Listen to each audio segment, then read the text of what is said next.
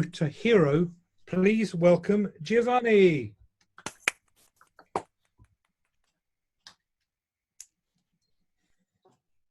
Did you have a compelling urge to change something in your life? I did. Mr. Toastmaster, fellow members, and most welcome guests.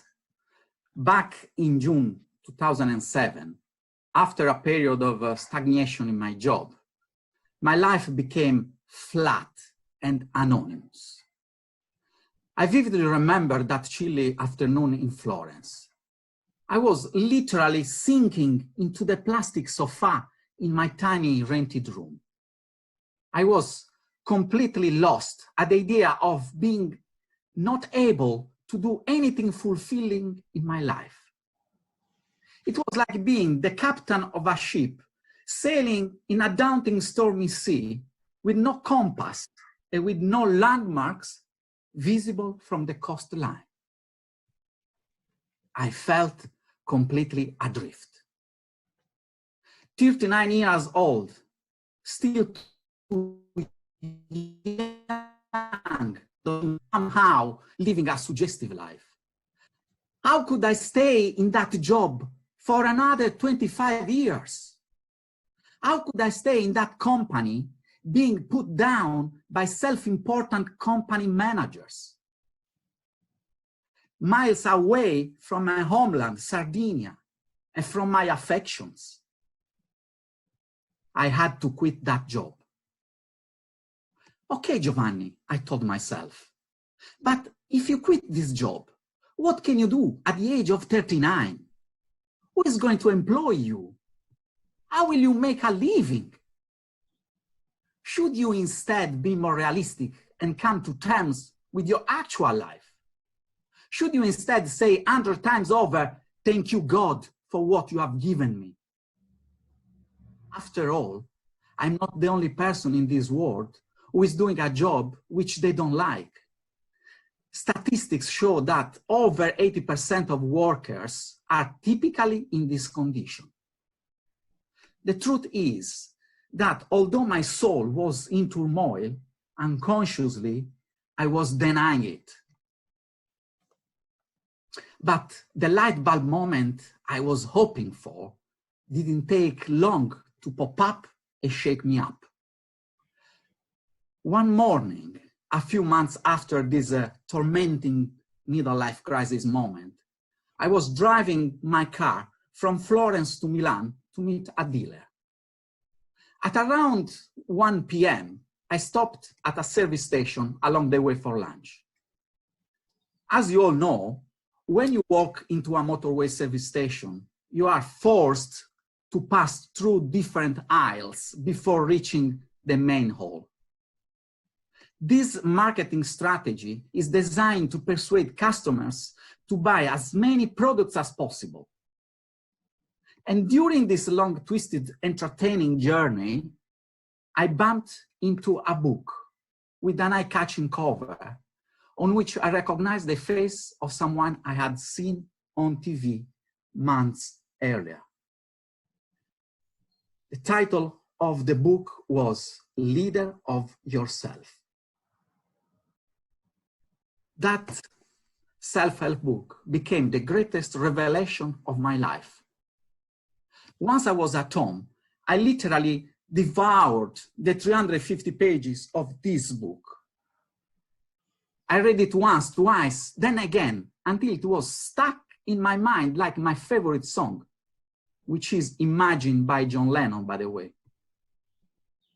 I treated that book like an university exam textbook. I wanted to be sure that the contents were entirely glued in my mind. On reading this book, I realized how many successful people had managed to change their lives from frustration to fulfillment, such as Napoleon Hill, Andrew Carnegie, and Tony Robbins, for instance, just to mention some who had achieved the pinnacle of success, regardless of their age, financial circumstances, education, or harmonious family support. This revelation was the moment I acknowledged that it was high time for me to awaken my sleepy soul. But in order to do so, I had 3 colossal questions to answer. How can I live a fulfilling, happy life? What is my supreme dream in life? How can I make a difference in other people's life? Well, not really simple questions to answer. I remember then that when I was a young man, I had been always fascinated by the idea of leaving Italy, my country, and study English abroad, the language I had a burning urge to learn. Since I was a boy, I dreamt of my English being so good that I would have been able to talk to people from all around the world. I always wanted to travel the globe, work in different countries, chat up beautiful girls of different nationalities, if you know what I mean. Learn from different cultures and grow from those experiences. Certainly, at 39 years old, I needed to figure out whether this dream was still workable or not. And worse than all, how could I explain this to my mother? Oh my God, oh my God. Giovanni, she would tell me, your English is far too basic. The only second language you studied is French at school, and you are almost 40. How can you dare to even think you can reach a level of English good enough to get a decent job? What are you thinking of? Do you really want to quit such a well-paid job for a foolish, childish dream? You are an utter fool. A few months later, all these scenarios that I was picturing in my mind became reality. I had told my decision to my parents, friends, and relatives. The bubble burst. To be honest with you, my plan sounded imprudent to me, but still realistic. And I was mesmerized by a quote I had read in this book. Whatever the mind can conceive and believe, it can achieve. Wow. That quote from Napoleon Hill gave me the strength and determination to fight my battle against my fear of failure, and gave me the courage to make an unprecedented decision.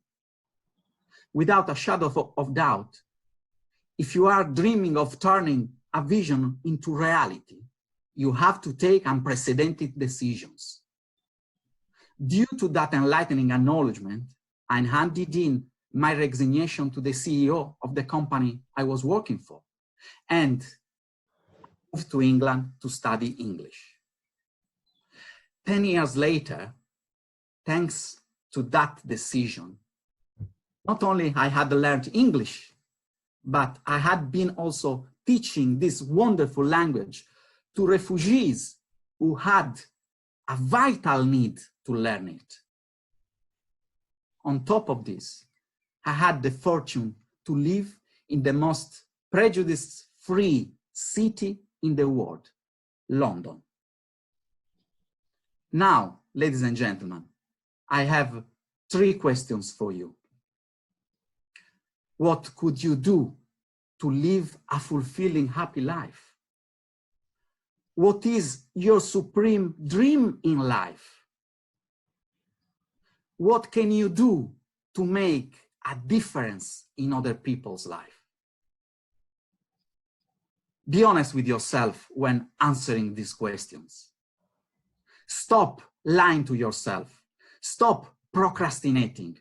Stop letting other people to dictate your life. Take your unprecedented decision. Don't let yourself just survive. Pick up your life and make it a masterpiece. Please do it. Thank you very much. Thank you, Giovanni. CCT.